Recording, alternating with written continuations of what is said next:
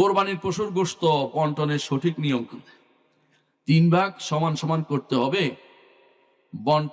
বন্টন 3 ভাগে না করলে কি কোরবানি হবে? কোরবানির পশুর গোশত বন্টনের নিয়ম হচ্ছে সুন্নত, সওয়াব, ভালো। যদি সুযোগ থাকে, শুধু বাধ্যবাধকতা নাই। আবার বলছি, বাধ্যবাধকতা নাই।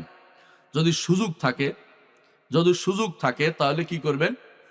3 ভাগ করবেন। 1 ভাগ গরিবদের দিবেন, 1 ভাগ আত্মীয়দের দিবেন, 1 ভাগ নিজেরা খাবেন। যদি আপনার ঘরে অভাব না থাকে, খেয়াল করুন কথা, ঘরে যদি অভাব থাকে ওই ফুটানি দেখাবেন না। কথা বুঝেন কিনা? দিয়ে বাধ্য হয়ে দিছেন, কেউ বলছে দিতে, দেওয়ার পরে এখন আপনার কি মনে হচ্ছে, দিলাম যে বাচ্চারা খেলো না, আমিও খেতে পারলাম না, মন ভরে খাওয়া হলো না, সওয়াবও গেল, গোশতও গেল, কিছুই হলো না। কথা খেয়াল করেন, জিনিসটা একবারে বরবাদ হয়ে গেছে। এই জন্য এই কাজ করবেন না। আপনি দিতে পারলে দিবেন, না দিতে পারলে বাধ্য করবেন না। সমাজের ডাকে দিলে সমাজের আপনি মানছেন, আল্লাহরে মানেন নাই। সমাজের ডাক কোনো বড় কথা না।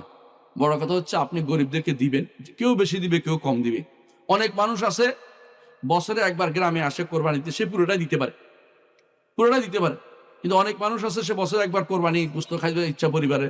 অসুবিধা কি? আল্লাহ তো গোশতও খান না, রক্তও খান না, আপনি তো আল্লাহর সন্তুষ্টির জন্য দিচ্ছেন। গোশত আপনি খেতে পারবেন, কিন্তু গোশত সব দান করে দিতে হবে, বাধ্যতামূলক কোনো কিছু নাই।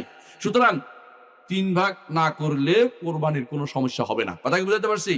করতে পারলে ভালো, না করতে পারলে কোনো সমস্যা নেই। কেউ কাউকে বাধ্য করতে পারবে না যে 3 ভাগ একবারে দিয়ে দিতেই হবে। আপনাদের এলাকায় এটা হয়, আমি জানি। 3 ভাগ করে দিয়ে দেয়। আমার ছাত্র বলেছে, এটা আমি জানতাম না। স্যার 3 ভাগ করে দেওয়ার পরে আবার এটা ভাগ করে, আবার এটা হয়। আমি এগুলো কোন শিখাইছি? কে শিখেছে? রাসূলুল্লাহ সাল্লাল্লাহু আলাইহি ওয়াসাল্লাম বলেছেন উত্তম হচ্ছে এটা কাজ যদি কেউ করতে পারে।